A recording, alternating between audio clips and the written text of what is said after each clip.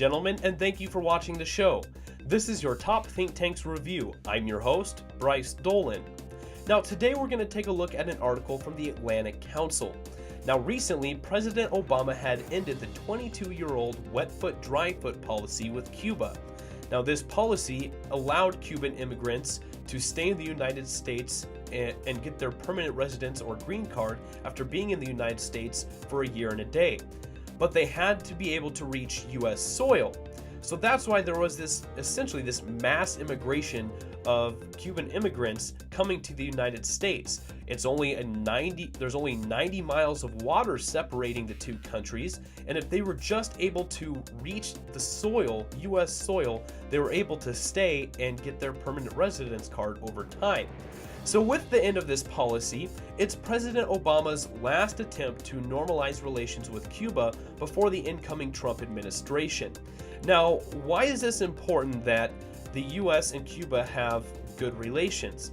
Well, a couple of reasons. One is US investment. There's a number of hotels and US airlines that have investments in Cuba now.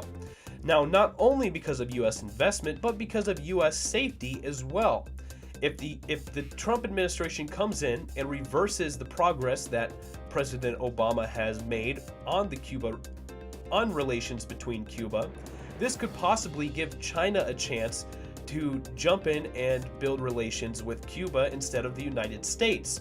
Now, if this were to happen, this is essentially just giving China a beachhead 90 miles away from the United States. So not only for economic reasons, but also for strategic purposes as well.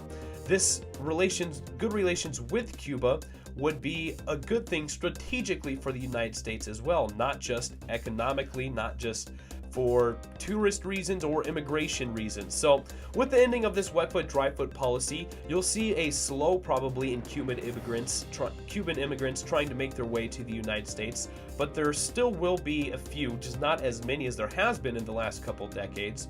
And hopefully the incoming Trump administration will continue to move forward with the progress that Obama has started with the relationship with Cuba.